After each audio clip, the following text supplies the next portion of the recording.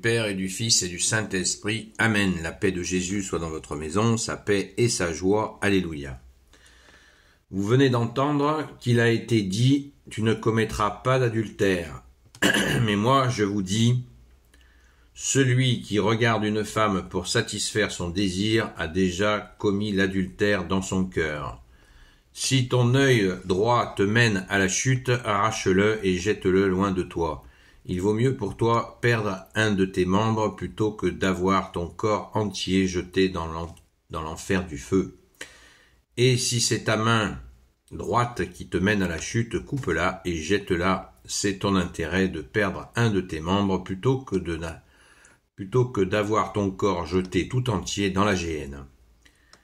Il a été dit, celui qui renvoie sa femme devra lui donner un billet de divorce, mais moi je vous dis, celui qui renvoie sa femme, sauf en cas d'union illégitime, le fait devenir adultère. Et celui qui épouse cette femme renvoyée, comme lui, aussi est aussi un adultère.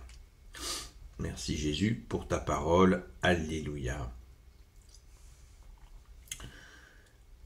On est, j'ai oublié de vous le dire, Saint Matthieu chapitre 5, versets 27 à 32. Le commentaire nous dit « Tu ne commettras pas d'adultère. Pour beaucoup, la fidélité conjugale est une loi pesante et démodée.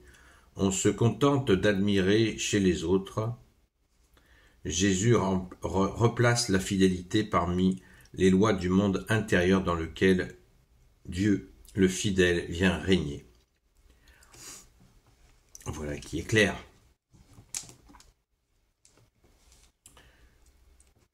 La fidélité, Jésus aime deux qualités chez nous, à son sujet, c'est la fidélité et la constance. Comme Jésus nous enseigne petit à petit, il nous enseigne les choses les plus pertinentes, les plus puissantes. Et là, à travers ces mots, Jésus nous montre que dans un couple, la fidélité n'est pas une option. C'est, pour faire une image, si vous roulez en voiture, si vous avez une voiture, vous roulez, ça marche, tout fonctionne. Vous rentrez dedans, contact, vous démarrez. Eh bien, si vous enlevez les roues, ça ne pourra plus fonctionner, c'est fini. Voilà. Eh bien, c'est la même image pour le couple. La fidélité, c'est les roues. S'il n'y a pas de fidélité, c'est terminé, il n'y a plus de couple. Voilà, c'est mathématique, c'est comme ça, c'est organique. C'est ainsi. Alors le malin va user tous les stratagèmes pour, bien sûr, essayer de vous démontrer par A plus B que c'est une question d'ouverture d'esprit, blablabla, blablabla, blablabla. Nous avons d'innombrables témoignages de gens qui ont essayé, les clubs d'échangistes, les machins, en faisant ça, bien sûr, on fait ça dans la clarté, tu parles d'une clarté, et au final, chacun joue comme ça avec les sentiments jusqu'à ce que le couple implose complètement. J'ai suivi des personnes qui avaient qui s'étaient mis dans ces options-là et ça n'a pas loupé quoi. Malgré les avertissements, ce fut prévisible et c'est ainsi. On ne peut pas rouler avec une voiture sans roue, ça ne fonctionne pas. Donc, merci Jésus de nous... Alors quand on a cette difficulté, être fidèle dans un couple, eh bien il y a un recours. C'est de demander à Jésus. C'est de demander à Jésus de nous apprendre à l'aimer lui, et puis bien sûr à aimer notre compagne ou notre compagnon. Pardon. Merci Jésus. Et les gens qui sont en couple depuis fort longtemps et que ça se passe très bien, il faut les écouter parce qu'ils ont souvent des petites méthodes très efficaces. Et rappelons-nous sans cesse que la femme vient du côté de l'homme, de son cœur. Donc l'homme protège ce qui vient de son côté, ce qui vient de son cœur. En fait, il se protège lui-même en protégeant sa femme, et bien sûr, en la respectant, en lui étant fidèle. Et inversement, la femme a été faite pour tempérer l'homme, donc il faut qu'elle soit dans cette disposition-là qui revient à son essence. J'ai pas dit une nunuche qui obéit au doigt et à l'œil, pas du tout. Justement, c'est cette interdépendance qui est juste magnifique, qui est divine en fait, qui est créée, divinement créée. Merci Jésus, alléluia.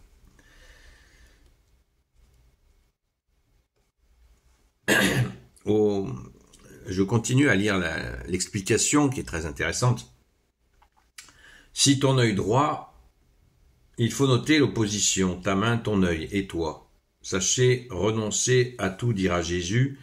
Et ici, il précise jusqu'à votre intégrité physique, s'épanouir, se sentir bien dans sa peau. Que valent ces critères? Chacun pense, je veux vivre ma vie, je suis maître de mon corps.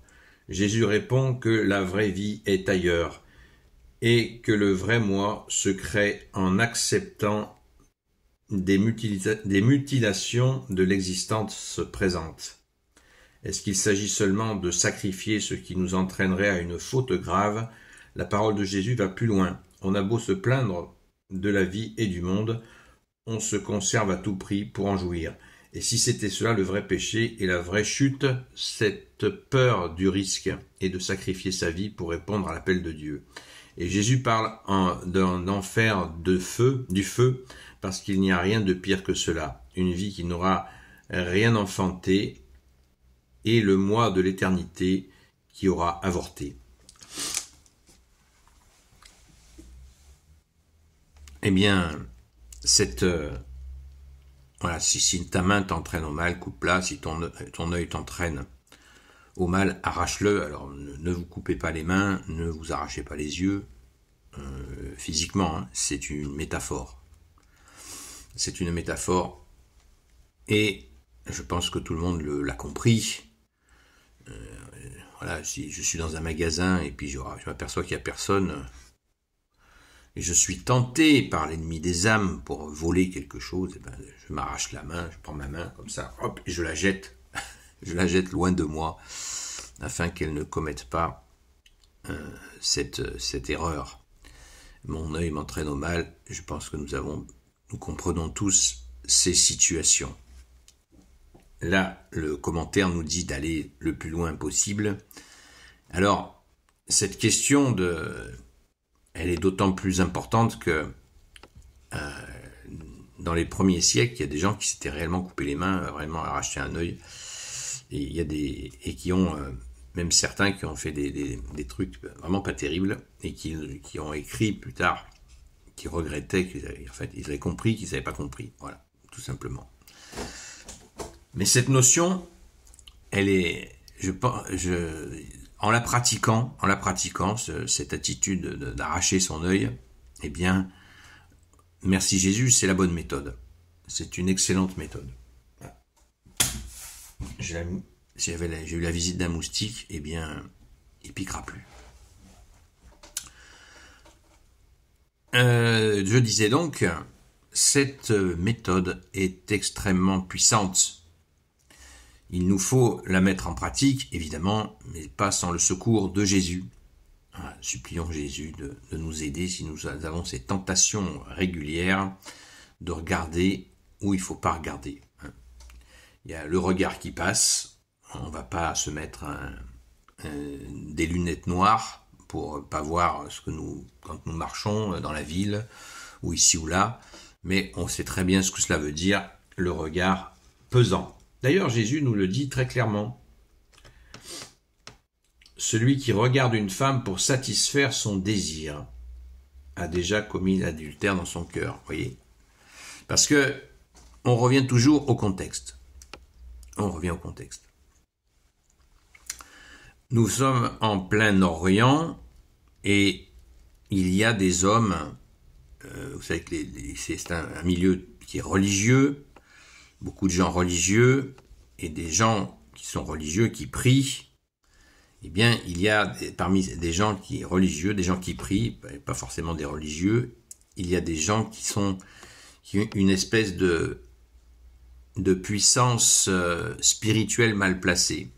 C'est pas facile de dire spirituelle, mais bon, une puissance et un regard, y compris il y avait des gens qui pratiquaient la magie, et un regard appuyé sur une femme, très appuyé, ça commence à ressembler à une tentative d'emprise. Voilà. Et on le retrouve chez certaines personnes ici, là. On voit des regards des fois qui font, comme on dit, qui font un peu flipper. Et d'autant plus pour les femmes. Donc Jésus, je pense que Jésus, dans ce qu'il nous dit là, il parle de ses regards d'hommes extrêmement appuyés et qui ressemblent effectivement à une tentative d'emprise et qui peuvent peut-être même aller jusque-là.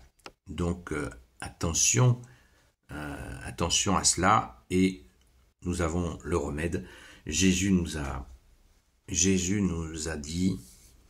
donné donc le Notre Père. Nous avons aussi la prière à Saint Michel Archange que nous disons, donc on prie la prière à Notre Père, du Notre Père, la prière à Saint Michel Archange, les Je vous salue Marie. Nous pouvons prier Saint Joseph qui est la terreur des démons, notre chère Sainte Patronne, Sainte Marie-Madeleine, et les saints qui sont chers à votre cœur. Il nous faut absolument prier sans cesse pour éviter de tomber dans cette tentation. Jésus nous l'a dit, veillez et priez afin de ne pas tomber en tentation. Merci Jésus. Gloire éternelle soit au Père et au Fils et au Saint-Esprit, maintenant et toujours et pour l'éternité. Amen. Ô Jésus, toi qui peux tout et qui portes tout, toi le Sauveur, toi l'Emmanuel, je te confie toutes celles et ceux qui regarderont cette vidéo, ainsi que leurs proches selon ta seule volonté, ô Jésus. Sainte Marie, Reine des cieux, toi l'Immaculée Conception, toi qui écrases le serpent, toi qui as la lune sous tes pas, toi notre Mère, Notre-Dame, Saint Joseph, toi le juste et le saint, toi le sage, toi la terreur des démons, toi le saint gardien de la Sainte Église catholique apostolique, Sainte Marie-Madeleine, notre chère Sainte Patronne, et vous tous les saints et saintes, amis de toi Jésus, Saint Michel Archange qui est comme Dieu, Saint Gabriel Archange, Saint Raphaël Archange, et vous tous les anges qui servez Jésus, je vous confie toutes celles et ceux qui regarderont cette vidéo, ainsi que leurs proches, selon ta seule volonté, ô Jésus.